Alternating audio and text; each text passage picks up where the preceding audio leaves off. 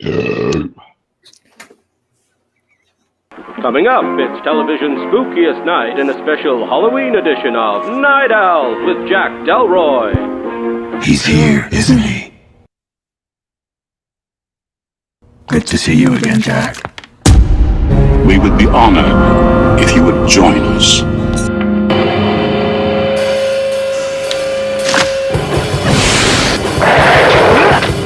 Dad?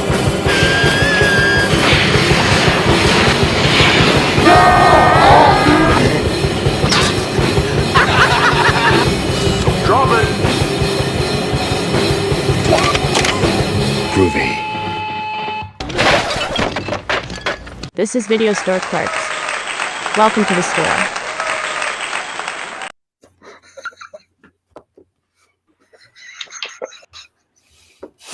Hello, everybody.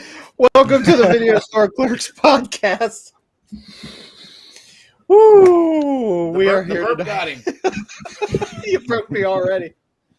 It's going to be a long night, but that's okay. That's what we're here for. We are your clerks for this evening. Look at all these boxes. It's a party in the store tonight. Party, party, party. We are your clerks. I'm Dave. Jamming. Good night. I am Mike. I'm Chuck Nasty. Yeah. And joining us tonight, first of all, he is the ruler of the Scene Snobs channel. He is the leader of the Snob Nation. He is the internet's favorite snob, Mr. Mick Manhattan, everybody. What's up, everybody? Welcome. I'm here. Let's talk some horror. I'm excited. Where's the applause button at, fellas? I know we probably have guests. We have no one to clap them in. Come on. There it is. What? There we go. In front of a live AI audience. Yeah. We'll fix it in post.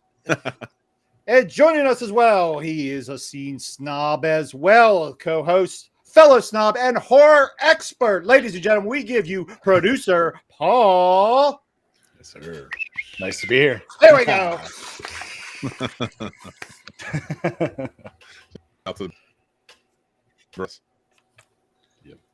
There we go. Thank you very much. Audience participation. That's what we like. And as you can see, tonight's main event will be, wait, let me back up. Let me preface this by saying, and I'll be honest with you guys, a little known fun fact about our video store is we haven't had a new member in like over 20 years, but corporate still sends us new movies every now and then, which none of us can figure out. One of which will be Late Night with the Devil. Yes. And we will be talking about that tonight. But first, we will start the program, as we always do, with the news. Hey, cue the news, you fucking moron. It's time.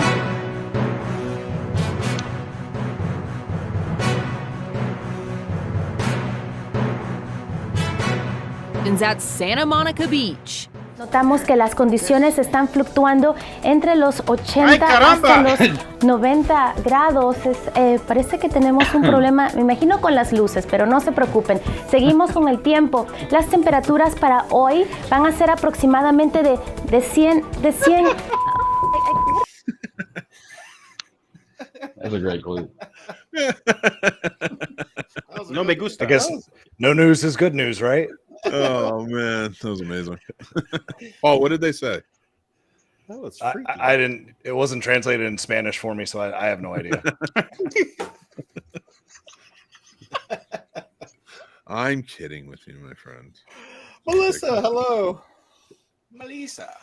And oh boy, it's funny with the news. Some weeks we're scraping to find enough news segments, and other weeks we'll have to pick and choose because we'll never get through it all. Tonight is one of those weeks. But we'll start with the box office. These are your domestic totals for this past weekend. To no surprise to anybody, Kingdom of the Planet of the Apes came in at number one, bringing in $58 million this past weekend. I'm down to see that. Has anybody seen it? Yeah. Dak saw it. He said it was really good. Yeah, we just I've heard good reviewed it on our show earlier. It was good. It was a good time. It was a good follow up to the trilogy they just put out. Yes, it was. Coming in at number 2, The Fall Guy.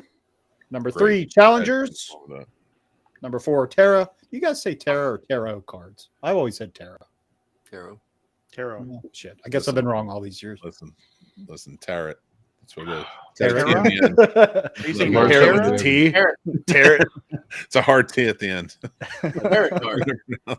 Like Terror Rising? Tarot. Number 5. Godzilla and Kong are still hanging in there, coming in at number 5, bringing another $2.6 million this past weekend. Very nice. Number 6, Unsung Hero. I still don't know what that's about, but it's still there. Number 7, Lucky 7, Kung Fu Panda 4. Nice. Number 8, probably the scariest movie of all time, Civil War. Truth. Number 9, Star Wars Episode 1, still hanging in the top 10, ladies and gentlemen, bringing another $1.4 million. Jar Jar still killing it. After all these years.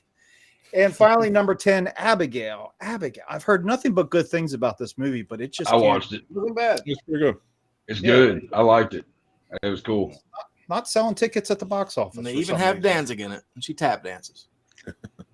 Right? Nothing better than Yeah, because all the people went to go see Tarot, Tarot. They got their Tarot reading. and they shouldn't have. Call me now. Either go see Abigail or stay home and watch this.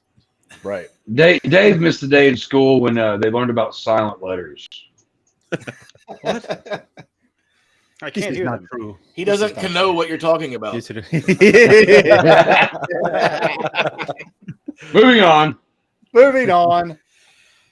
Well, we're in this video store, and so we would be remiss if we did not mention the passing of Mr. Roger Corman here a few days ago, because I think it goes without saying that at least half of the movies that are on the shelves back here probably would not be here if it wasn't for Mr. Roger Corman, who passed away at 98 years old. But Yeah. I watched The Raven the other night in tribute after I found out about it. That's such a goofy ass movie, but it's so fun. There's so many good movies, man. If anybody hasn't seen it on Shudder, there's a Joe Bob Last Drive-In with Joe Bob where he was on it not too long ago. So it's pretty cool to check out if I haven't seen that yet. Nice. yes, R.I.P. to the king of the B movies. But in addition to that, he mentored and gave a start to young directors Francis Ford Coppola, Ron Howard, Martin Scorsese, John Demme, Joe Dante, and legendary actors such as Peter Fonda, Jack Nicholson, Dennis Hopper, Bruce Dern, and even William Shatner. The only time that I've ever seen Jack Nicholson like tear up in an interview was when he's talking about how much he loves Roger Corman because of what all he did for him. Like Roger Corman was the man. He was, and unfortunately, all our legends are calling it a day. So That's because we're old, so they're really old. yeah, I know. That's the thing. We get older, and so do they. Yeah, it sucks. Rest in peace. Even though John Rest in Carpenter power. he did it back in the 70s. Hey, look, John Carpenter can never die. All right, that's just I can't. I'm not even going to fathom that thought right now. Let's just move on. Just He's a drink some vampire. Corman. Oh yeah. John Carpenter rules. Get it over there at the Scene Snobs website. Right. Available now. Whole slew of them, even a Roger Corman one. Nice. Made it before. And moving on, we'll kind of fly through some of these. Peter Jackson's making another Lord of the Rings movie. Yay. It's gonna be 6 hours. I don't know. He needs I to do don't know. Dead Alive too. Right? Why Yeah, is that- I'd rather see that. Yeah. I didn't give two fucks. Yeah, that'd be cool. But I didn't give two fucks about Lord of the Rings. I want to know if we got Feebles. into Lord of the Rings. I just never got into it. Oh God, the Feebles. They're gonna walk Man, 30 what a miles weird in this movie. movie. Right. Such a weird movie. Man, I was on I used to be on another podcast a while back, and we did a whole week of like Peter Jackson movies. The Feebles Early was shit one. cool, but fuck the Lord of the Rings movies. Yeah, it's like we did the Feebles. I'd never seen it before. Oh, I'm in And man, what What a movie that is. I bought that shit on like a bootleg DVD, like at the very first con I ever went to when I was 18. Hell yeah. I had heard so many things about it, and everything that was said was true. Muppets having sex. Yeah, whatever. Muppets doing drugs and shit. Like, that's all right. I don't know how Jim Henson would have felt about that, but you know, it was Fritz the Cat and puppets. Yeah. Fritz the Cat, dude. Yeah. There's one you don't watch. Let the kiddies watch. That shit would not fly today. No. In other news, zombie movie 28 years later is finally moving forward and just recently cast Aaron Taylor Johnson. Oh, Peacock. I'm actually excited about that. Yeah. Huh? 28. Oh, 28 years later. I'm sorry. That's I'm actually really excited about seeing that, like that one. I'm a big fan of the other ones. I have to go back and watch them. I'm so burnt out on zombies. Yeah, but I love those movies. I love those movies so much that I'm cool with having another one, because those movies actually creep me the fuck out. So yeah, you know. But other than that, I'm so fucking tired of zombies. God damn it. Anyway, I think we're gonna get a Chuck rant at some point tonight. Ted has been renewed for a new season. Ted season 2 will be coming soon. That shit was sweet. Yeah, it is. Sigourney Weaver is reportedly in talks to play a key role in the Mandalorian movie. That sucks. I don't give a shit. Like I don't know. After the last season of Mando, I'm done. Don't do it, Sigourney. Run. Then they fucked up Boba Fett, so I was really done. Avoid the mouse at all costs. We mentioned a couple weeks ago that a new Jurassic World movie was on the way, and sure enough, Jurassic World 4 is moving forward with Scarlett Johansson to star. You know, I think it's about time they just stop those movies too. I mean, I tried to watch. I haven't watched a good portion of the newer ones, but man, come on! After rewatching the first like 3, I didn't give a fuck about the other ones. I don't give a fuck about that turd. What's his fucking name? Chris Pratt. I don't like that fucking guy. That guy's a fucking asshole. I don't like him. A fucking douchebag. Right? I know exactly what's going to set you off. Not this one. Not this one. Not this one. Best on-screen Mario ever. All right. Okay. It was good. Yeah. Oh, man. I don't have a stake in the game. Go ahead. Captain Lou Albano. What are you going to tell me, Dave? Yes. Captain Lou. Nicolas Cage is set to star in a live-action Spider-Man noir movie. Coming soon to Prime Video. And speaking of Prime, The Boys has been renewed for a new season 5. And finally, speaking of Amazon, this is going to be the one. Roadhouse 2 with Jake Gyllenhaal is on the way. Green light. Nice. Great. 2? Got that movie. 2? Oh, 2? 2. Yeah. Okay. Now Okay. I was all right. I was okay with the idea after I watched the trailer for the one they recently did. I was like, maybe it's not that bad. It's not. It's a good movie. Okay, cool. Where's the fucking story gonna go now? I hate when they do this fucking shit. Like, why does there need to be a fucking sequel to everything? Like, but the thing is that they're gonna make money, and they're gonna make money the first fucking couple of days that movie comes out, and everybody goes around going, "Hey, the movie sucks," and nobody wants to fucking see it, and then they lose money, and it happens all the time.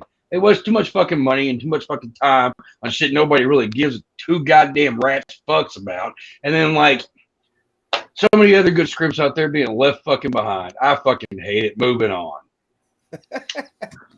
And that's the news. Melissa said a minute ago, did any of us see the Trap trailer? I have not. Yep. I have not. I don't even know what that is. Oh, you know what I did with Josh Hartnett, right? New M. Night Shyamalan movie. Oh, where he's a serial killer or some shit, or he's a kidnapper. Yeah, they're hunting him at like a Taylor Swift concert or some shit. It looks interesting. Oh yeah, it actually doesn't look that bad. I don't watch movies. Not Shyamalan movie. Yeah. Right. Lost faith there.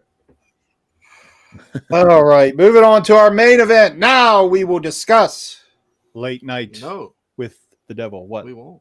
Why Nick not? has some shit going on. Oh. What kind of shit you got going on, Mick? I mean, hey, listen, it's your show. I'll ride with it. Where do you want to go? Should I just speak on it? I'm not quite sure what I should do. Speak on it. Well, I appreciate. First off, I want to say thanks for having us. Appreciate you. Yeah, always welcome. Having a fun time. Come on the show. And you guys are doing. Do you guys announce your movies beforehand? What you're doing next week? Yep. Well, make sure you come back next week too. Give them a big old follow and subscribe if you're watching, and check out when they do American Psycho as well, because these are two great movies lined up.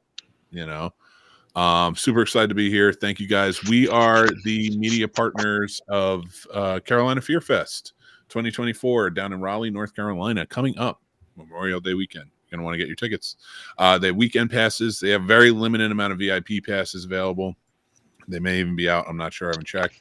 But they will have day passes. You can come out, hang out, have a good time. There's tons of celebrities there, vendors. We have shows going on, everything. The panels are amazing. There's a film fest. Just fun all weekend long. And if you have your weekend pass or your VIP pass, you can get in on Friday night for your extra special night where there's more photo ops and things like that. We got, just to name a few of who's going to be there, Heather Langenkamp's going to be there. David Arquette's going to be there. Bill Moseley, Amy Steele with Warrington Gillette. They're going to be doing a photo op in costume and everything. So just tons of stuff happening that weekend. I hope you guys can make it out for sure. Oh yeah. Thank you guys. Appreciate you letting me come on and talk about it. It's a great convention. 5 years they're celebrating this year. It's just awesome. Yeah. We go to lots of cons, so we figure we might as well plug one that we really won't have a chance to get to because it's short notice. Well, hopefully one day, 1 year you guys can get out. Well, it'll be a fun time. Sure. Yeah. Oh, guaranteed. Guaranteed. And the links for the Scene Snobs and for Fear Fest will be in the description. See, you got me all. Well, you're good now. Oh, I'm good now? Yeah. Okay. We're back on course. All right. We'll fix it in post. And go. Let's get to Late Night with the Devil. Gentlemen, year in, year out, no matter what genre it is, we get a lot of crap throughout the year, but we do get some gems. I would consider this a gem. And it was refreshing to not have to sit through a 2.5, 3 hour movie, because this one, man, is quick. I mean, it's an hour and a half, but it flies. The pacing is so good. But anyway, I would hear what you guys think. No, I mean, I'm just surprised this shit took so fucking long to come out because it was released last year at South by Southwest, and then it came out roughly a year later in theaters. And some people were hating on it, but overall, like, it got a lot of good feedback. Like, I watched this movie numerous times, and it, like you said, it plays real smooth. Fucking, it just, the way that it was filmed was fucking amazing. How, like, the talk show was in 4:3 shit. So like 4:3 ratio, and then they click like during like between like the commercial segments, you go back to like widescreen and fucking black and white. So you get like the behind the scenes shit. Like that shit was fucking dope. Like I forgot like half the time I was watching a movie. Like I thought I was watching a late night TV show from back in the 70s on YouTube. I'm a sucker for that shit. Like I'm a fan of found footage stuff, and when there's like I haven't seen a talk show one like this one yet. Now there was a movie that came out a few years ago on Shudder, I do, that had a very similar premise, except it was a talk show, or it was a live stream of an exorcist doing a live exorcism. Except it wasn't found footage; it was like in that moment kind of thing. Repossessed? Is that what it was? Maybe. No, they wasn't repossessed. No. Jesus, no. I can't remember what that one was called, but no, I really like the idea of there being a different type of found footage film instead of just being like, oh, we're in a tunnel, oh, we're in a house, oh, we moved into a new house, oh, we're scared still.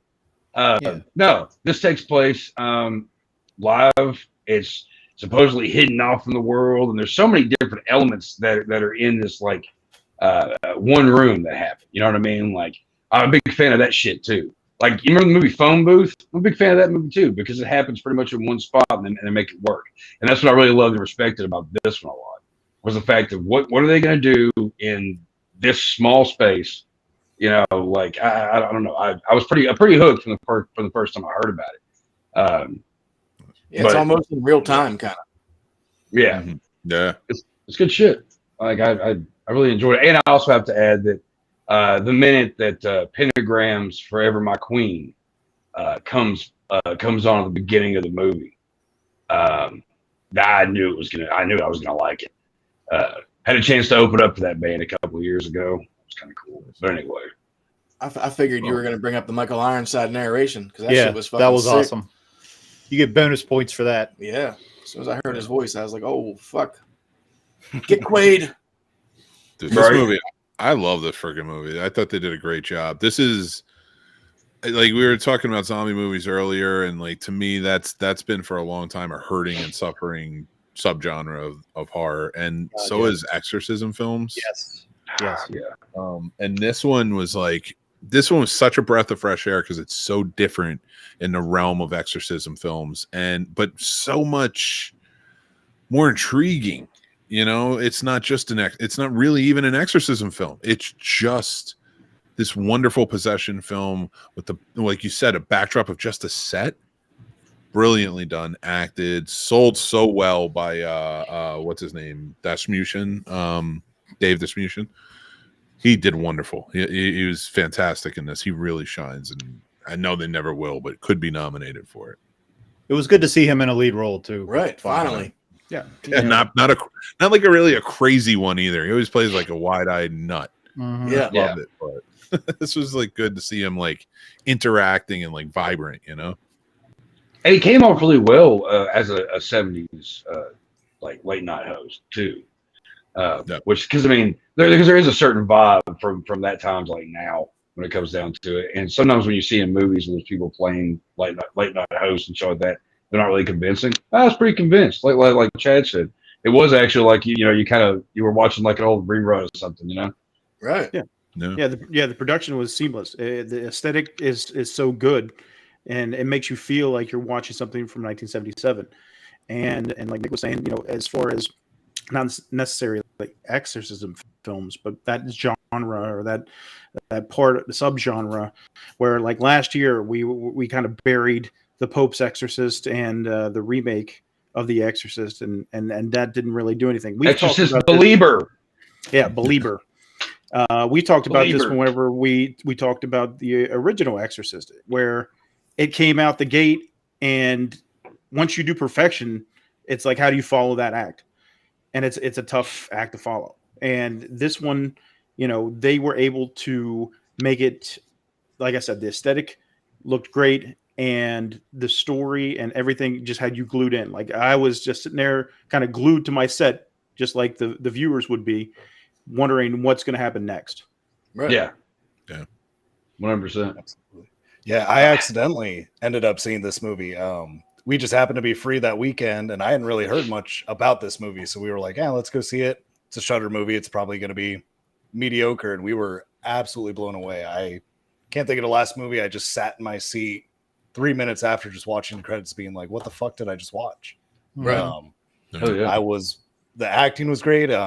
Like you said, the sets were good. It was so believable. It was believable enough that my parents are older. They're in their mid 80s. So I took them to see it, to see what they thought, since they grew up with late night talk shows, and they thought it was phenomenal. They were like, this brought us back to being, you know, preteens and teenagers, to where this is exactly how it was set up. They were blown away by it.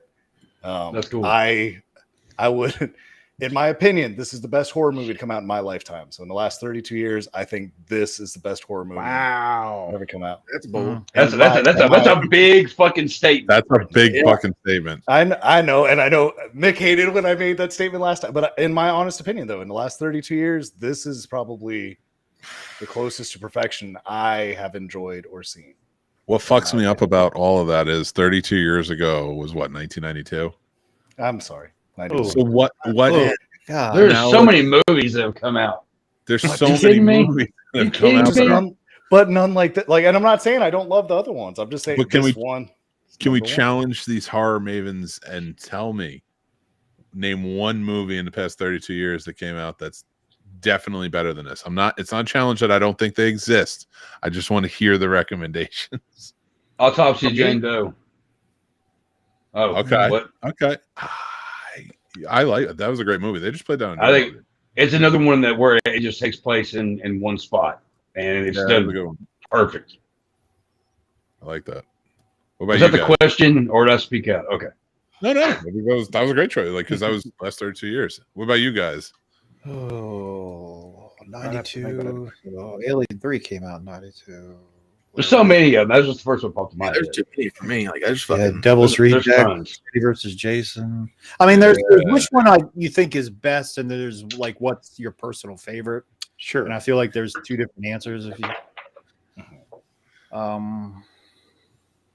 So, Paul, you were wrong. You have to apologize to everyone right now. We're very skeptical of this opinion. No. I'm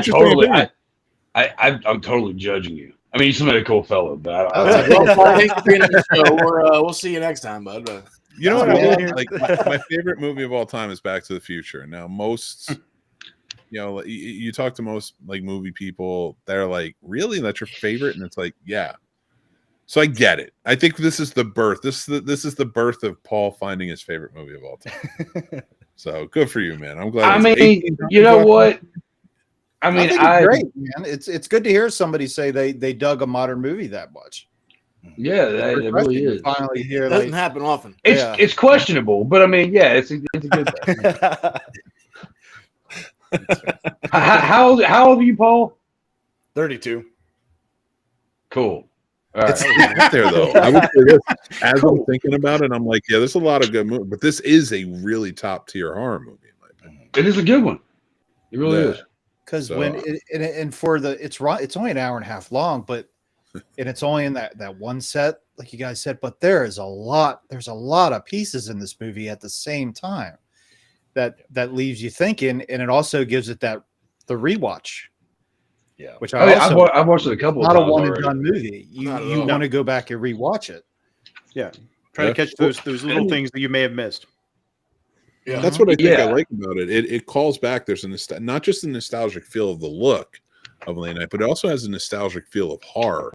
Like it's not in your face. It's not crazy, which I'm not against, but that's a new style. Right. Well, opposite the 70s, but it's a new style, more of a newer style. You bet you're bippy. But so like I like the setting back to a way where it's kind of like in tone, like more like Halloween or Friday the 13th, or it's just a little slower by pace. It's not that, I dug that aspect of it. And also, how many movies do we love in the horror genre that are like 70 or 80 minutes? Yeah. So I love that, you can get a good tale in that time, you know? Absolutely. Well, where I put out books in a genre that novellas are king, this is kind of one of those. It's like it's a quick watch, it's a short watch. You're not bored at it. You're curious the whole time. You know what I mean? Like it's boom, boom, boom. Like, and it's very rare when you have movies that keep you glued like that. Right.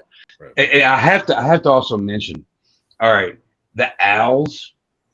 Okay, the fact that they brought in that whole fucking thing, the conspiracy behind, where apparently big Hollywood people go, the Grove, where they go, and because apparently, because we've all, I don't know, I'm sure we've all seen the videos of, that place is real, and the fact that they brought that whole thing into this, I loved it. As a conspiracy theorist, I kind of am sometimes. Like I was like, oh, that's a great little thing. You're the reason why your wife's like dead. You're a piece of shit. And it played out like a Twilight Zone episode too. Which is also something I like. You know what I mean? Like well, because you have the the main character who is probably going to come out to being like, oh, you've done something like fucked up, and Rod Serling's there to go, hey. One man, TV show, all that shit or whatever. Like you can totally see it in your head. And being an old school Twilight fan, man, like I really appreciated that a lot. Yes. Yeah, Bohemian Grove is the real place out in California. Yep. Yeah. The big owl and the weird shit that goes on there. And it's your owlness. Give us some money. I think it's nice whenever they incorporate something more modern, more familiar into like a older setting. They did that with kind of like with shows it's been going on that long. But like with Pearl, you know, Pearl is set in an older time, but they're talking about the pandemic, you know, that happened like 100 years ago. So it's relatable to us, but yet it's still referencing a previous time period. That's a great point. Yeah. Yeah, it's really good writing. And I mean, if you think about it, take it apart, you're like, man, this is really impressive how they put all this together. And people like me that have a short attention span and usually can't sit still long enough to sit through a whole movie, I was glued. As soon as it started, I was glued from beginning to end. And that also was I think refreshing. I think a lot of that too is just because like this the transitioning, because you had just like the talk show and then you had the shit that was going on. So I mean, like you almost had you had two different stories kind of with the same movie, but they were just all tied into the same story. Yeah. Yeah. I just hope that different studios like Universal and Blumhouse and Lionsgate, I hope they take note from this, because the expectations have been set higher, because this was Shudder. Yes. And IFC, if I remember correctly. So I don't believe I love Shudder. I love Shudder. Shudder was like, hold our beer. Seriously, we'll do this shit. Goddamn. Shudder, man, Shudder puts out a lot of good shit. They really do. You know, for nothing. And all these $200 million goddamn movies coming out that barely, if ever, break even. Yeah. And these companies, and the same with the Terrifier movies and all that. It's like, let the my biggest argument last year was Godzilla -1 had a budget of $15 million. Yeah. The creator had a budget of $80 million. Both those movies looked more spectacular than Phase 4 or 5 of Marvel. Yeah, agreed. Totally. Yep. I totally agree. Because I don't give a fuck about Marvel anyway. Yeah, but I mean, like, just you're also paying for that action, that look, that realistic. You know, like that's what we want, and they're spending inflated budgets of $300, $400, $500 million just to make $1 billion. Like, what is that?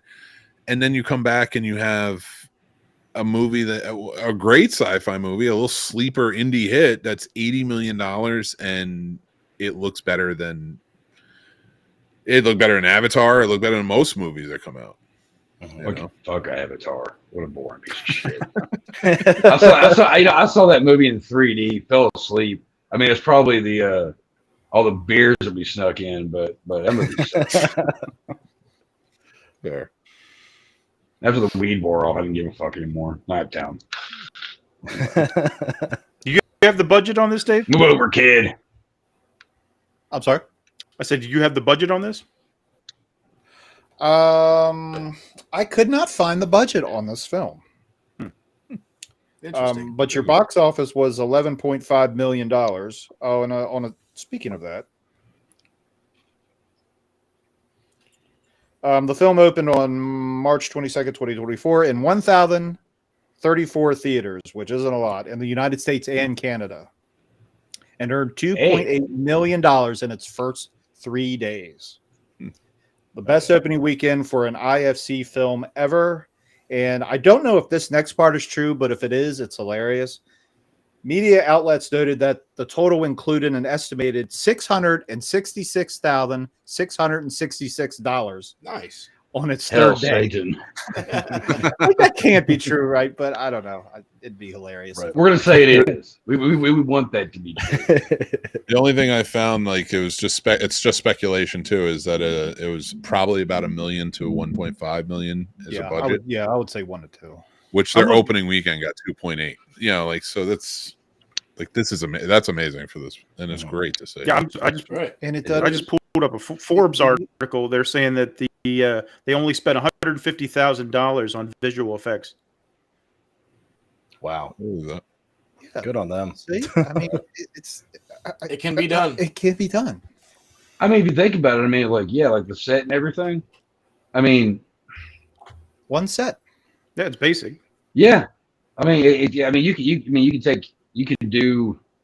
Well, they did that other house, but you can make the same movie like for multiple phones, like insert. You know what I mean? Like, I don't know. Yeah.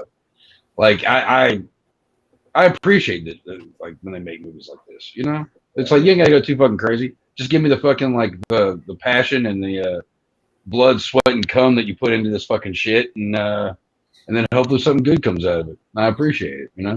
It ain't anything too fucking crazy. The only thing that I did hear about it though that's kind of weird does anybody know about the truth behind it? Like there was AI in this. You know what I was gonna say. There's 3 inserts that they used. Yeah. That were Okay. AI. And Which ones were they? Because I'm pretty sure I already know. the one that melts. Like it's Okay. like we'll be right back, and it's all the lines melting, and then a couple of those, but the other ones don't do anything. So they created 3 inserts. From what I read, they created 3 inserts for this. Oh, okay. People were flipping the fuck out, and it's like you should use a real artist, which I get, but it's an independent film, and artists should know better when artists are making something on a limited budget. Sure. Sorry. Oh, okay. Yeah. See, I didn't know. All I knew was that like they used AI or something, and I was like, "What do they use AI?" I didn't even think about the fucking inserts. That makes more sense. That makes me actually feel a little bit better about it. Because, like, yeah, like it's underground knows how underground is. We're not all rolling out in fucking dough. You know what I mean? Like, again, that big of a fucking deal. All right, cool, whatever. It's not like they were using you know, that shit to do the scenes, which is what I was thinking. It didn't take anything away from the actors, or it didn't take any. It didn't fucking. No, everybody got paid. It wasn't the script that was written by AI. No AI actors, none of that. No actors were harmed in the filming of this movie. Yeah, Diddy wasn't around, so everything was fine. See? Yeah, I remember it was a big thing on the internet, and I was just like, I don't know, whatever. I think people were just trying to find reasons to bitch about the film because it was so good. Because it's Twitter, and that's what we do. Oh yeah, I was annoyed by that. The elitist. There was a lot of SJWs all over the place that I've managed to go in and tell my fucking 2 cents on shit nobody cares about. But like, yeah, people. I don't know. I get tired of everybody just kind of missing the point of movies and like how it's okay to have fun. Like, yeah, there's a couple of things in the film that don't make a lot of sense. Yeah. But I mean, well. I was trying to think of that because I remember watching it again last night. I was like, that's kind of weird. One I'd like to point out is the black and white inserts too, where it pulls you. To me, it pulled me out of it because it's very small, but it's those little behind the scenes, like where they do their conversations with each other, where it's sort of sneaky. I understand they're filming it like they're being filmed from behind, but they never set that up. They never said, oh, we have a behind the scenes crew filming for Jack's big return and stuff like that. Like our documentary crew here filming. They never said that. So to have those little inserts felt out of place in my opinion. Agree. Well, the thing is, the thing about that though is, at the beginning of the movie, it does say there's backstage stuff and all that, whatever. My dad worked for WTVQ, ABC affiliated channel, for 50 years. They do film constantly. There's a lot of times when there's a film crew that's always filming. There's always a camera or 2 that are always going. Believe me, I've watched all the ridiculous bloopers that you can imagine from my dad's old work. So like that didn't bother me too much. The only thing is though, is it's kind of like hard to believe that like when old dude is going off to the side and he's like lighting up a cigarette and the other guy's like, I'm not sure about this. It's like, well, there's not a camera right in your face. So that kind of kills the backstage aspect of that. You know what I mean? Like, because it's like, you're not going to sit and have that conversation with them like, hey, what's going on, bud? Yeah. Like, so that part, like, that's kind of like takes away from the found footage aspect of it. Yeah, it didn't bother me, but I know what you're saying. It didn't bother me too bad, though. Small shit, tiny, you know. Yeah, it doesn't ruin it or anything, but like me and Chad were talking about it, how like if Blair Witch suddenly cut to other fucking footage that wasn't from the handheld cam, then it would throw you off. And maybe they could have done this to where, because they're like, oh, this is the unedited footage, how it aired or how it was recorded or whatever. And it's like, okay, what if they just stuck to that footage that came from the camera, and then maybe whenever they did the backstage stuff, they could have just had it like a hot mic where they were still picking up his audio, but we didn't see the visuals. I mean, they could have done it that way. Yeah. But that would have made more sense. Yeah. Yeah. I can do that. That shit happens. And going back to the AI statement, my problem with people bitching about the AI was just that it didn't take away from anyone's job. The artist chose to use AI for those. So it's not like, for me, it wasn't you're taking away from someone's job, because if they had to replace the artist with just AI, well, you can't make that claim though, because I understand you can make the argument there's a budget, you can use an artist. I get where an independent artist doesn't and is choosing a cheaper option that's available. That's but like you can't say like an artist, because it's not the same, using it different. That's like saying a director's the same as a DP or this. It's all art coming together. Yeah, right. So you got like I don't like if it was like 50% AI and they didn't, I get it. But like it was 3 inserts, you got to let it go. Like I'm not going to pay you, $15,000 for 3 inserts. Like it's right. See, the same argument goes along in the extreme horror book world about people making covers using AI and not worrying about actual artists and all this shit. Like it's a whole big fucking thing everywhere, man. Fucking AI taking over, and it sucks. Like I think that it can come in use like in the inserts on this, for example. They're little smidgens or whatever. If this was like a big old giant budget movie, all right, maybe I could understand a little bit more being angry, but it's not. You know what I mean? Like, let it be. Like when we start having full movies being made by AI, we'll start bitching then, and then we can go, hey, everybody warned us. But by that time, by that point, we're going to be like running from like Terminators and wigs, So like, whatever.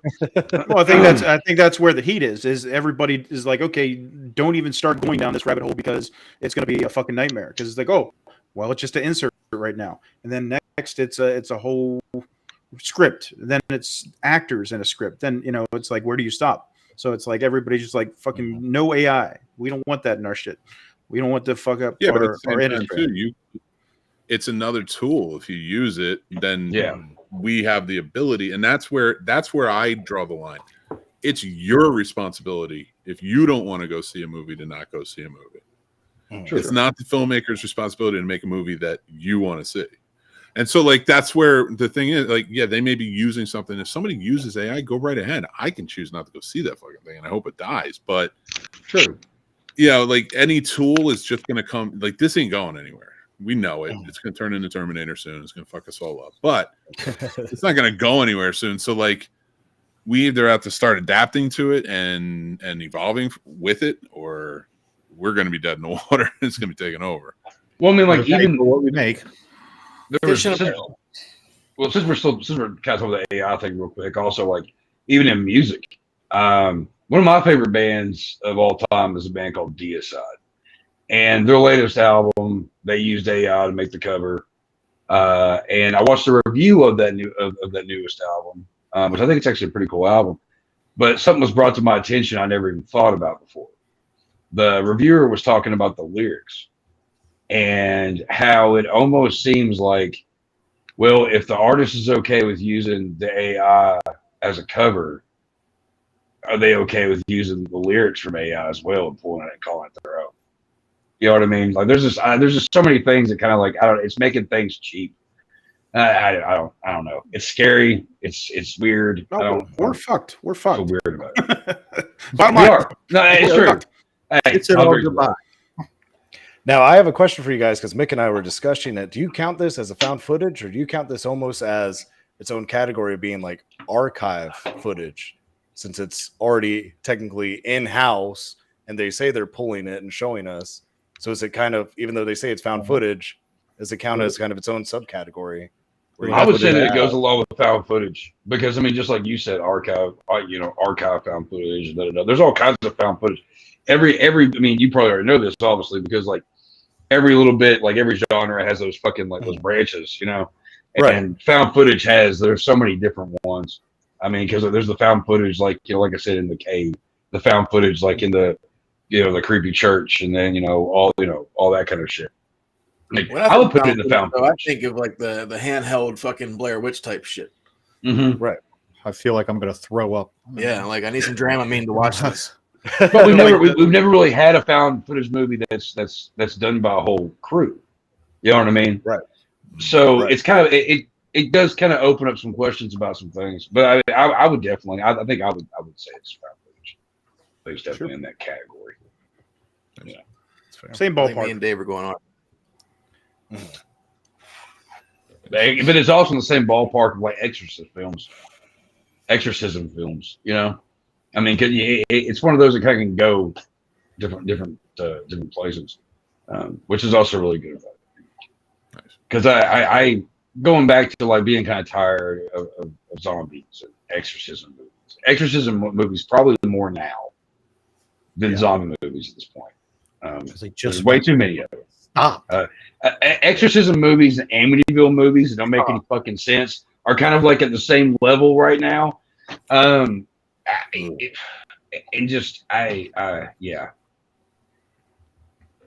I lost my thought on that.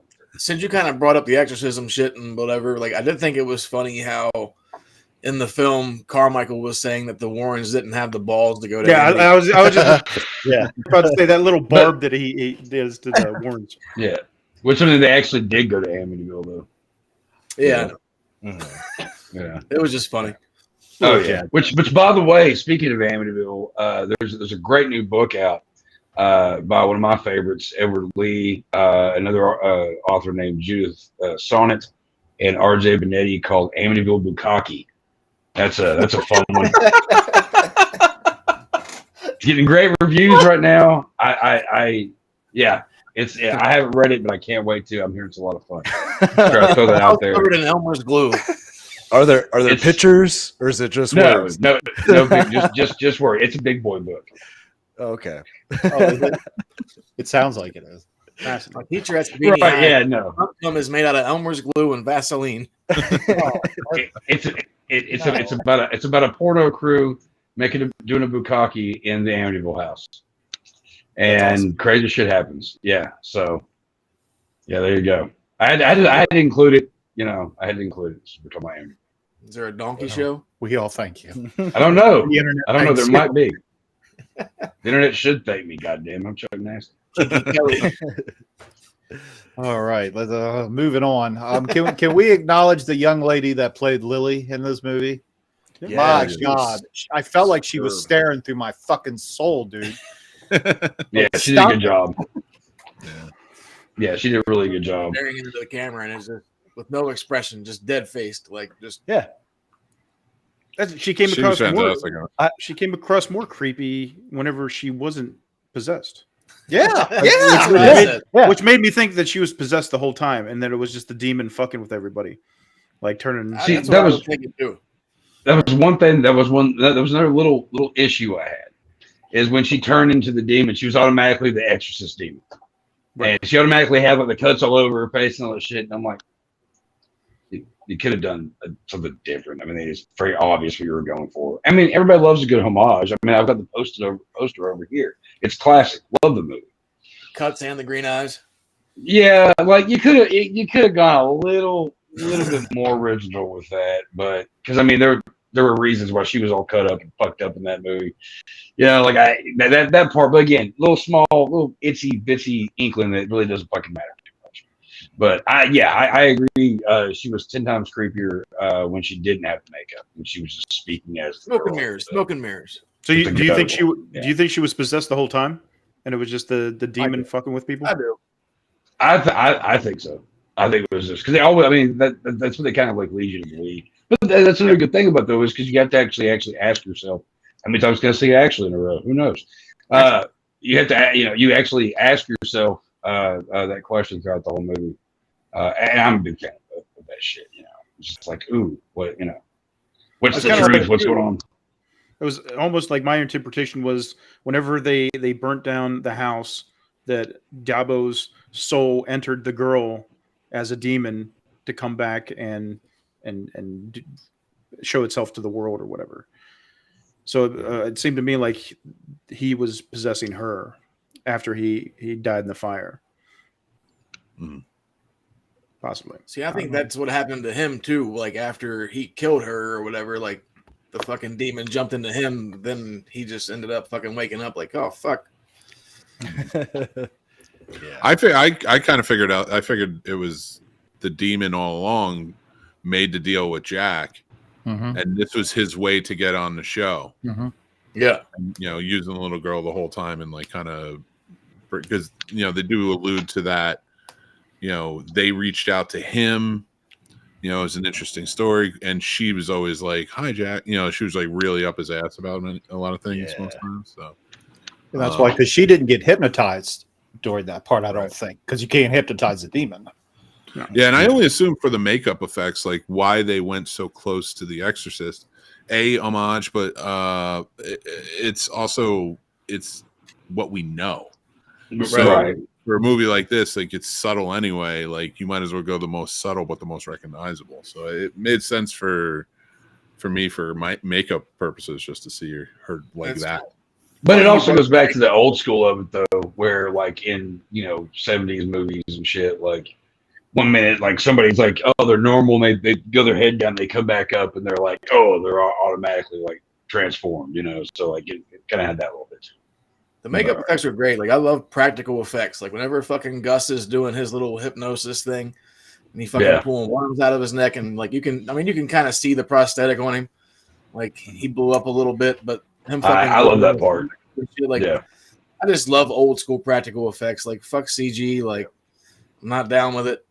Like it fucked me up when Christou vomited out that black shit. I'm not gonna lie, that threw me off. I was not. I didn't like that when he just. Yeah, I didn't like that they. Christou was annoying. Like that guy just fucking irritated a little fuck out of me. Yeah, I hope so. It took me a few times to realize. Go ahead, sorry. No, you're fine. I talk a lot. Like no, he did a good job and everything, but goddamn, dude, like. I hate people like that. I can't stand that whole like it was like Please accept.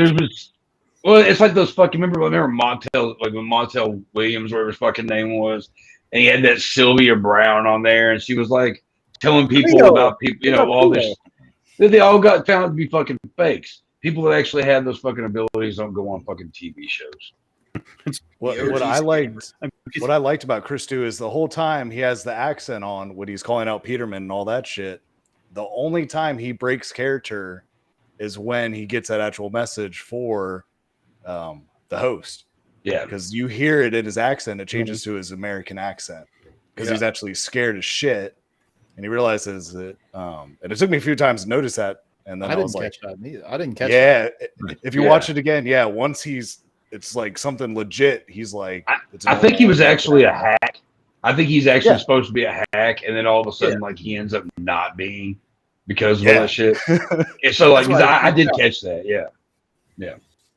See, now I have to go back and watch it again. Because even whenever Carr was like asking like the two ladies or whatever, they were saying that the chick that came out to help him whenever he had the fucking meltdown or whatever.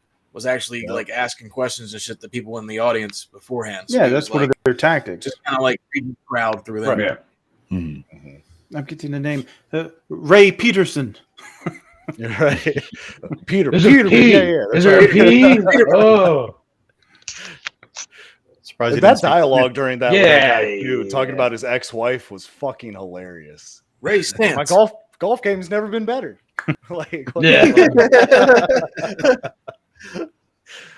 Man, the script was great. I love, and great cast, very well written. Yeah, great cast. I like it whenever they do films like that and they bring in people that are relatively unknown, so it doesn't take you away. As soon as you see a recognizable actor, a lot of times it's just like, oh, there's so and so. And whenever it's people you don't recognize, you can get more into the film and not have those little things that take you away. And that I really like David just for his acting, because there's not one movie I think of him in particular as just that role. Like he's been in a lot of great films and TV shows, and I never think of him as, oh, he's only this guy, or he only, a lot of actors we think of just kind of one dimensional, same actor or same character in different films. And for David, I think he's been true to the acting form in everything he's done, because he's played a wide variety of characters. I hope after this he gets more leads. I do too. Yes. Because he did fucking great in this movie. How much do you think it fucks him up too? Because if this came out a year ago, then it had to have been filmed 2 years ago. So like now it's coming out and he gets just a big surge in his career. It's like, holy shit. I've been waiting.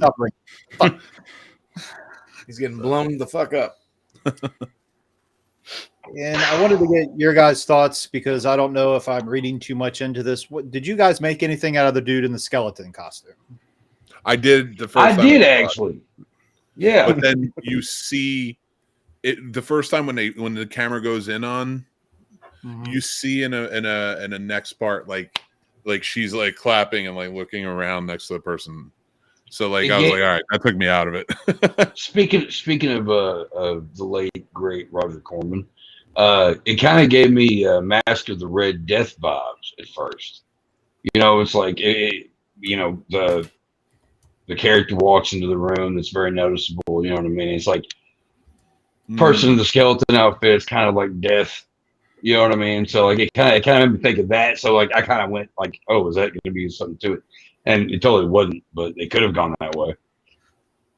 They could have done it on purpose, you know. Yeah. Well, you see that. Think is he just there, or I don't know. Because they make a point to focus on him, even when they're in the crowd. Your eyes just go. Well, you got to remember back in the day, and they still sort of do it sometimes. Late night shows do zero in on a crowd of, right? Especially in the 70s, like somebody in the crowd and like kind of zooms in on it until it goes commercial.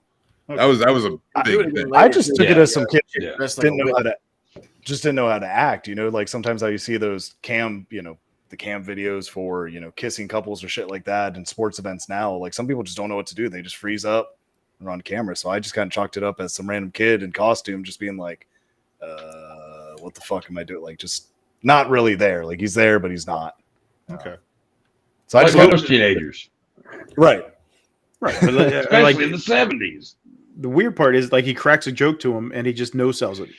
It's like, okay, what's this fucker's deal? But then you see the skeleton later on in that sequence after the fact. So is that tied in? Is he part of the cult, the satanic? That's what I thought. I thought he was a cult member here to see the big show, the big reveal. Right. That could be it too. I could believe that. That makes a lot of sense. I got to go back and watch it again. See but it didn't happen. Wait, are we hypothetically putting this to test? Like, none of it happened. Creating conspiracy theories. Yeah. What are you doing? He's going to go show us how he takes a piss. He's going to show it now. Fantastic. Well, guys, it's been fun. I got backstage footage. We didn't need to see the Bukkake in Amityville. It's okay. You don't need to reenact it. I'm grabbing the other tall boy I got. I just didn't want to miss this conversation. This refrigerator is filthy. It is. It's horrible. You would say it was nasty. So Mick, you think it didn't? None of it happened? No. The skeleton nothing happened with the skeleton. So like it didn't. Like having a theory about it. Like if you go through the skeleton it's just weird in that part. Every other time you see it is like interacting or like looking at the person next to.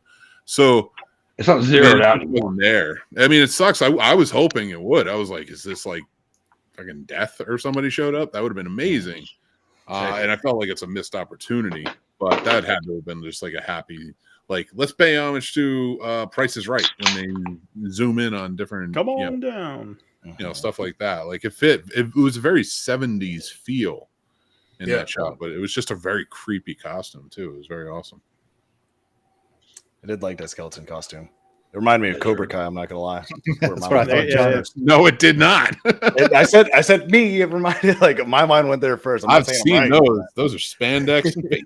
The leg. Leave him alone, Johnny. He had enough. See, I loved it. I loved it up until the end. Well, you said about the end. That part of the end could have went. Yeah, like if they would have, like me and Mike talked about it yesterday. Like if they would have just cut off whenever it went to like, what the fuck did that thing say? Like station standby or whatever. Yeah. And whenever it goes to that screen, if it just like stuck there and then just rolled credits, I feel like that would have been like a more powerful ending. I think so. I think they could have ended it right there. They could have ended it right there, but they obviously had to, like, you know, I think they had show to spell it you. out. Yeah, they had to. But the thing is, though, they really didn't have to, because if you really put 2 and 2 together, I mean, they you would have still already got all that shit figured out. You still have that what if or what happened kind of feel. So like, it still leaves you guessing. But I think it would have been a better way to do it, just cutting it off there. Even Like, with the flashback scenes, whenever he comes walking out and he's like, "How'd I get here?" and the fucking dude's like, "Down fucking 32nd and 45th or whatever." Like, if they would have just cut it off before that shit happened, to me, that'd have been even more powerful. It would have just been a shorter movie by like 15 minutes. I think that when she splits her head open and the electricity's taken over, which I thought was a cool thing. A lot of people bitched about it, but I thought it was kind of cool. It was interesting. It was different, you know. But I think whenever they were going out and they closed the door, they could have ended it there. Now you see when her head splits and looks like that, I assumed she was trying to mimic how the owl looked, like with the eyes separated like that, and it was supposed to look like a white in the middle. That's what I took it as. That's pretty. I did not think about that. I never thought about it. Okay. I like the idea. I almost wanted it to be where he, after he stabs, and I don't know, spoilers okay or not okay? I don't want to. Yeah. If people are watching this, they automatically know there's spoilers. It's their fault. We in the warning in the beginning it says spoilers. Yeah. You haven't fucking seen it. How did you make it this far into this conversation? We spoil shit all the time. So when he stabs his wife and then like wakes up to, he stabbed a little girl, I thought, for me, like, yes, that ending, I didn't mind that they added the extras and he was going insane, but I thought they should have taken it a step further and either, when you pull back, everybody's there. Like he killed off Christoph during the show. Everybody, like, they're all laying dead on the stage, and like people are clearing out, and he's just kind of like looking around. So the whole show didn't really happen. He just murdered everyone. Or he wakes up and he's like this, and everyone's dead, and he's just like laughing, and the demon standing there was like, "You ready to go again tomorrow night?" Like maybe it's like sort of this like ironic punishment of hell. You got to keep living the worst moments of your thing together. That could have been something a little bit different too. Like they could have gone different ways. I felt like they probably should have at that point. I didn't mind the wife part, but like you could have added a little bit more. They could have done. They should have done what Clue did back in the 80s. They should have just had like 3 different endings to it. It could have ended that way, but yeah, because it runs the code and show it. Yeah, I love that movie. Once all the shit goes down and they do the screen with the station difficulties, it's like it cuts to that scene where it's like the after. Like, I hate in movies where they do these dream scenes or shit where you don't know what's going on, you don't know what's real and what's not real, because then it's like, oh well, we can just do whatever the fuck we want, and it's like, no, this is supposed to be the actual footage. Like, I'm watching the footage now, I'm watching something else. And I don't know what the fuck is real. Like, I know you're trying to do that, but I don't like that. I'd rather it just cut off and then leave it to my imagination to figure out what the fuck happened. Like, clearly everybody died and he made it out or whatever. And it's like, okay, well, was it a hypnosis thing? Was it real? Okay. But now it's like, I got to figure out, okay, he did a deal with the devil in this grove, allegedly, but that doesn't make sense to me, because fucking, if he did a deal with the devil, why is he not beating Carson after 5 years? Like, I didn't do a deal to be fucking second place. I didn't sell my soul for second place, motherfucker. So that never really made sense to me. I was like, okay, I don't know. Like, I kept thinking that he had done something terrible and it was going to come out, but it never really did. And then it's like at the end, oh, he killed her. And like you said, where's the audience? Were they ever there? It's like, what the fuck is going on now? So it's confusing, and I'm like, I don't like it. So like I said, if you cut it off at that one point and let my imagination do the rest, then I'm fine. But don't try to fuck with my head. Mike, I'm with you on that one. I totally am with you on that one. I love the whole movie, but yeah, I think that they would have went a different direction with how things ended up and wrapping back around. than and using more of our own creative mind to figure out what happened next. I think it probably would have been a little better, but again, it still doesn't take away from how much I actually really love this movie. Sure, but yeah, I totally agree. All in all, this fucking film was great. Yeah, like everything, there's a few little fucking things that could be different that we will bitch about because that's what we do. Yeah, right. But again, there's been so many movies. This is one of those movies that we watch, and it's a small, itsy bitsy smidgen of a piece of shit in the movie that doesn't even fucking matter. That doesn't take away from the entertainment that it gets. No, it's definitely a fun movie. Like it just plays so smooth, and like fucking the runtime is over, and you're just like, what the fuck? That was quick. That 90 minutes is the sweet spot for horror, I think. If you're gonna go over that time frame, you better have a fucking third act that delivers. Yeah, right. You better have the Shining. If you're gonna do it, you better have The Shining. Yes, or The Exorcist. Yes. Yeah. Yes. Some mind blowing shit. So in other words, I wouldn't even bother. I would just stick to the hour and a half. Yeah. Yep. Yeah, because we don't want, when it goes on good solid horror films, we don't really need it to be 3 hours long. That's where a lot of movies fail, is that they're too long, or they're trying to throw in too much, everything in the bathroom sink into it, and it's nice once in a while to get a simple film that's straightforward, gives you what you want. There's not a whole bunch of bullshit in between. This one had its little backstories and all that nonsense, but it all had its relevance. Having a shorter film, yeah, man. Like, and a lot of us horror guys, especially these days, I've noticed,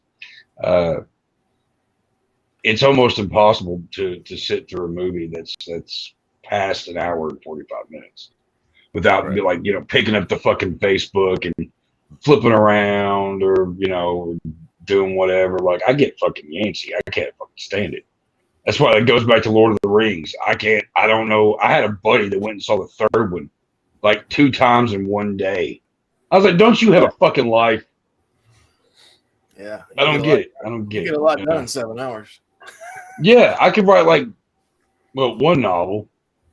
If I had 7 hours. VHS tapes and shit, like I'll look at from like the 80s and 90s, like pretty much like the standard runtime back in was 88 minutes.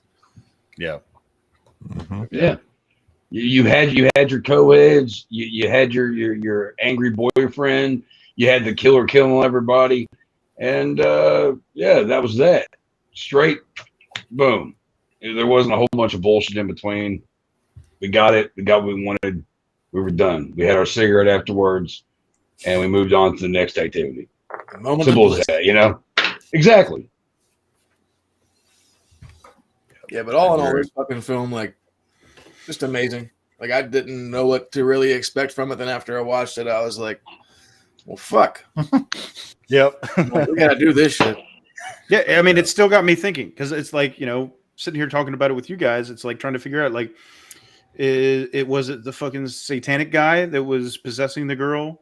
Was it his wife that was possessing the girl, trying to get payback on him for something? I don't know. There's a couple different ways you could go and interpret it. And I like that. Like I said, I like trying to use my mind to figure it out. I don't need some kind of fucking weird dream sequence to throw a wrench in there. Not to play the devil's advocate, but as far as that ending, the dream sequence, for me, I took that because you see the spirit, whatever, the energy goes through the whole lines, right? So you see it at the cameras and everything. So I took it as Abraxas taking over the set, and that's walking the whole audience through what you're seeing as far as the sequence, just kind of exposing him. Not a bad way to look at it. That's just how I interpreted it. So when I saw that, I was like, oh, Abraxas is showing, their ass, and then at the end, all of a sudden showing that Jack killed the girl.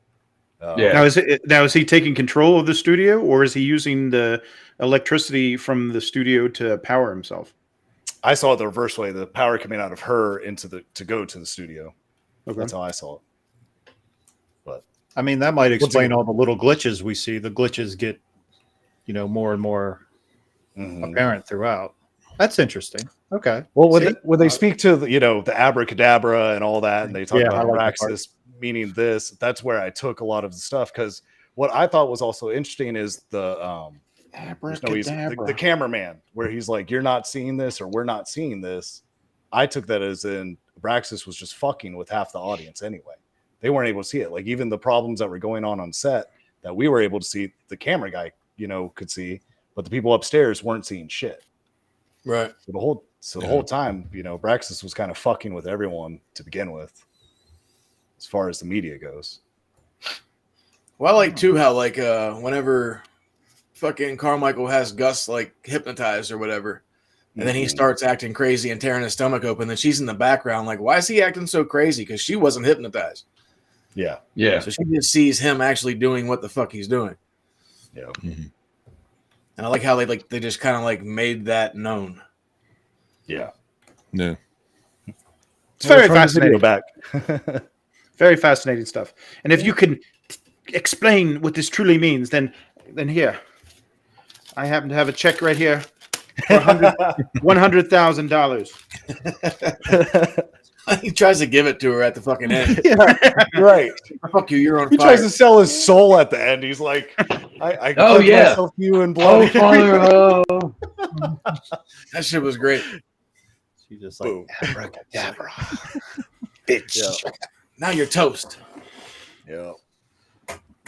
Yeah, I'm really glad we did this, because y'all got me thinking, and I'm probably definitely going to go back and watch this movie again. That's why I love this movie, because I mean, there's just so much shit you could think of to fucking like. Oh yeah. You could do like 20 other different versions of this shit. Yeah, that's a shit. I'm in favor of more like talk show found footage films.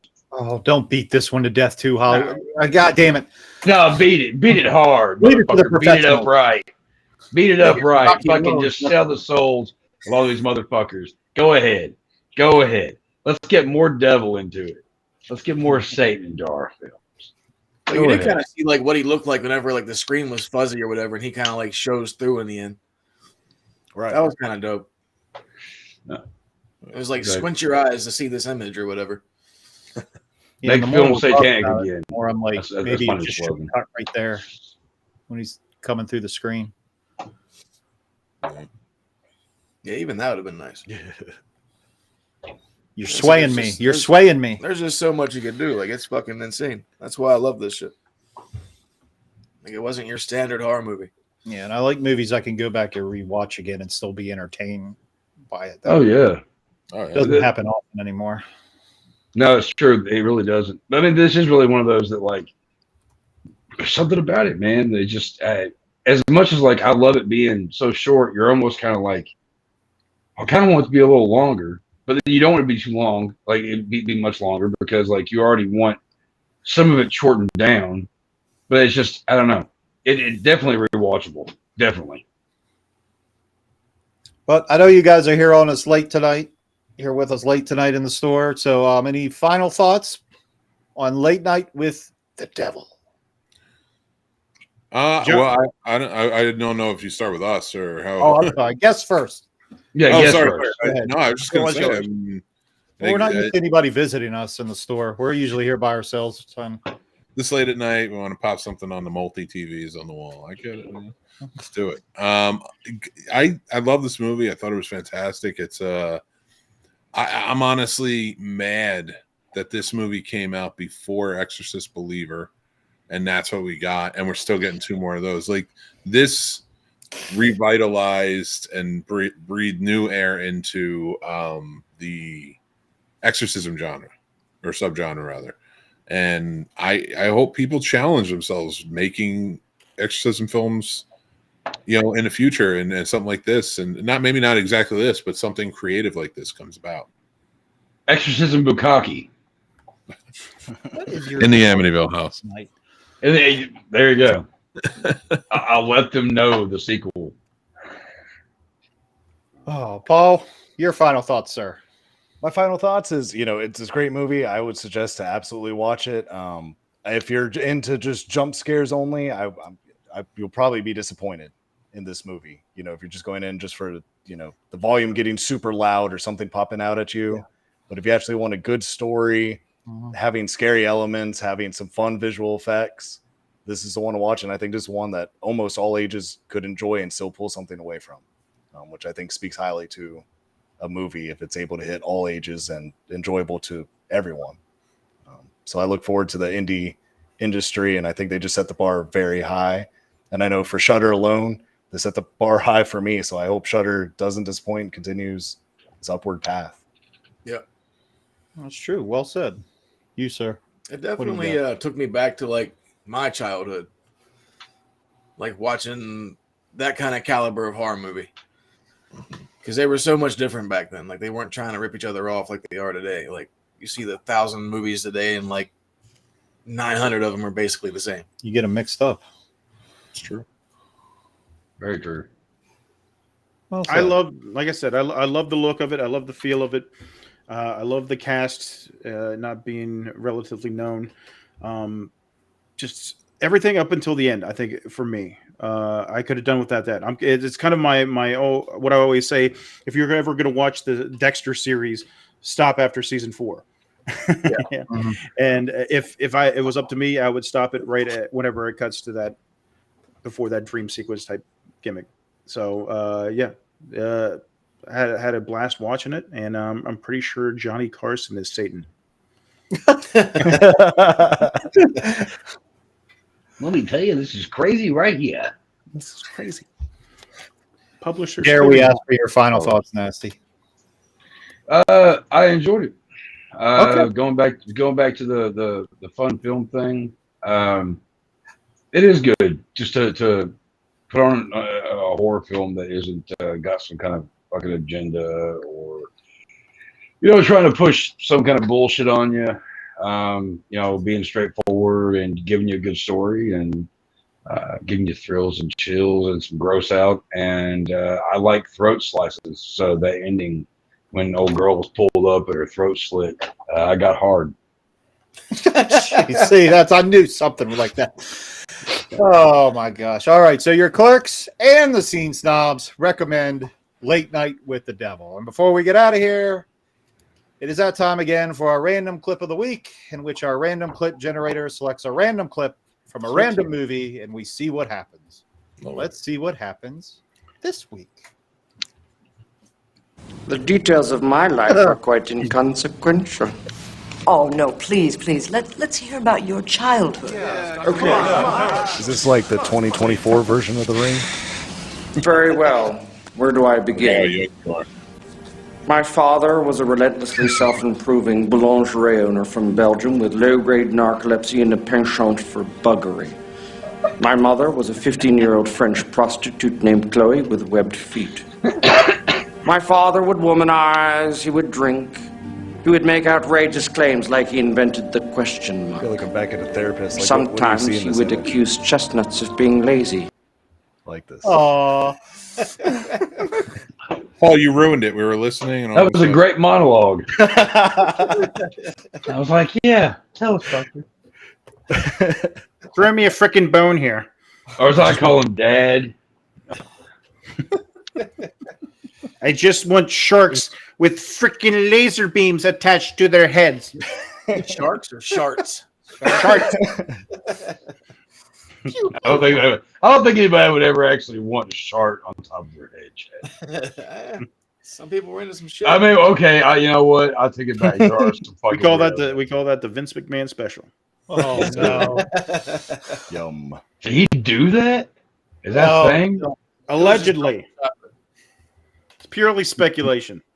Drop the candy bar, EJ. Horrible transition. But Mick and Paul, tell the good folks of the internet where they can find you. Well, go check us out if you go to the Scene Snobs. We're everywhere. The link is down below, like they said. So go check us out, follow us, hang out, join the Snob Nation. Talk movies. We love movies. We know you do too, so we'd love to have you over there. But I'm also here to talk about Carolina Fear Fest, which is coming up Memorial Day weekend down in Raleigh, North Carolina. It's going to be a great time. 3 days of just pure fun in a horror way. So come out, meet the celebrities, get awesome things from the vendors. Go check out any of the tons of panels, the Game Fest, the Film Festival, everything that they're going to have going on there. It's at North Carolina State Fairgrounds in Raleigh. Like I said, go check it out. Carolina Fear Fest. Thanks. Yes, sir. Appreciate you. Check them out. Beautiful. Yes. All right. Thank you so much for coming on with us. I had a good time. I hope you did too. We did. Yeah. Got to get together again and hang out because this was a lot of fun. But we're getting out of here. Thank you so much for joining us. Next week, what are we doing next week? Whoa. Whoa. Hey, on Mother's Day, I had a new release come out. Well, happy Mother's Day. Hey, good You know, I had a new book come out. I want to go ahead and talk about it real quick. It's called Chuck Nasty Presents, and this was called Erotic Gore. It's 2 stories that I had out in recent anthologies that are depraved and sexual and disgusting in every way of it. Yeah, go pick that up now at Amazon. The King of Bukkake, Chuck Nasty. I didn't do that. Look, there's so many of my friends that go, that makes sense, but we're not going to talk about that. But yeah, so there's that. I just want to make sure that got out there real quick. Nice. So, What's a bukkake? What's a bukkake? I don't think we can talk about what a bukkake is, Michael. Oh. Are you getting an Amazon release? It's there. Huh? What? Are you getting an Amazon release for that one as well? It's there. Yeah. It's on there. Paperback. I don't know if it's on there yet, but the digital stuff's on. It is live. The paperback's supposed to be going on. Should be like tomorrow. And yeah, but there's an uber special thing about ready to happen. I've been working on my next novel, and it's going to be fucking amazing. Add that to my Chuck Nasty book collection. Yep. We all will. Yep. Should. With Amityville Bukkake. I didn't do that one. That's not my book. No, we got to add it to the collection. It's going to work. You should add it to your collection. But yeah, anyway. Collection. Wait, is it Amityville Bukkake with a BOO? Like Bukkake? Because it should be. that actually would have been that actually is kind of funny. Yeah. Love it. Missed opportunity. Fucking thank you, Mike. Thank you. It's late. Appreciate you guys having us. Fucking yeah. Thanks for coming by. Thanks for coming by. Anytime. We did hire a private investigator to try to find Whitman, so hopefully we'll update you on that in the coming weeks. Until then, we'll see you next Tuesday. Stay gross.